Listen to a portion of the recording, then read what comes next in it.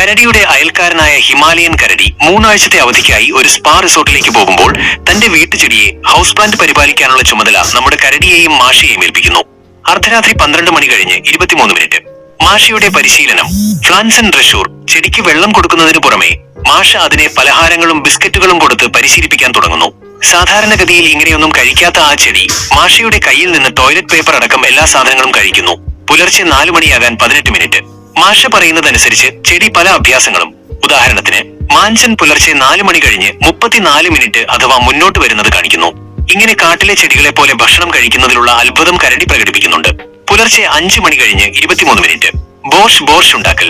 വീഡിയോയുടെ 2ാം ഭാഗത്തിൽ മാഷ ചെന്നായ്ക്കളെ കണ്ട് പരമ്പരാഗത റഷ്യൻ സൂപ്പായ ബോർഷ് ഉണ്ടാക്കാൻ തീരുമാനിക്കുന്നു. രാവിലെ 7 മണി കഴിഞ്ഞ് 32 മിനിറ്റ്.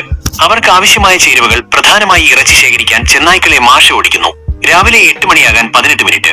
കരടിയും ബോഷും ഇറച്ചി കണ്ടെത്താൻ കഴിയാതെ വരുമ്പോൾ മാഷ കരടിയോട് ചോദിക്കാൻ പോകുന്നു. എന്നാൽ കരടി സ്വന്തമായി ബോഷ് ഉണ്ടാക്കുന്ന തിരക്കിലാണെന്ന് അവൾ മനസ്സിലാക്കുന്നു. പകൽ 11 മണി കഴിഞ്ഞ് 18 മിനിറ്റ്.